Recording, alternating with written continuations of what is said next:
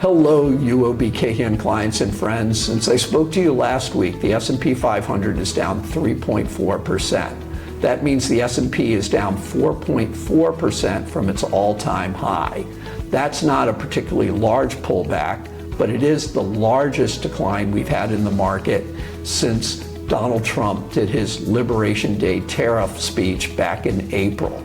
So anytime you have a long period of time, like 7 months, where there's not a meaningful decline in the market, cash starts building up on the sidelines as people get new funds in and they're waiting for some sort of pullback or some sort of decline so they can get invested on better levels. However, I'm not getting that impression at all. I think there's quite a bit of negativity going on in the market. A lot of concerns about the Mag 7 stocks and whether the AI trade is overblown. I don't think that's the real reason for the negativity, because that conversation has been going on all year long, and in fact the overall market has been doing pretty well all year long.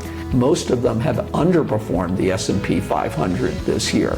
The only reason as a group that the Mag 7 is outperforming the S&P as a whole is that Alphabet, the parent of Google, its share price is up 50% year to date. So if it isn't the AI trade that has the market nervous, what do I think it is? I'm not exactly sure, but I think it's related to a change in sentiment that occurred after the Fed's last meeting. So basically, as the Fed, the reason those two messages conflict is that the Fed is supposed to worry about full employment and how the economy's doing.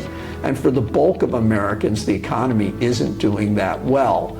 And I think right now there is some concern that instead of recovery among those lower income people, that actually spending and consumption among the higher income people is going to start weakening as well. I think that view has probably been solidified by the recent elections, local elections we had in the US, where the Democratic candidates did way better than the polls expected, which was generally a signal of dissatisfaction. So basically, I think there's generally a worry about the US economy that's going on. That's hurt sentiment.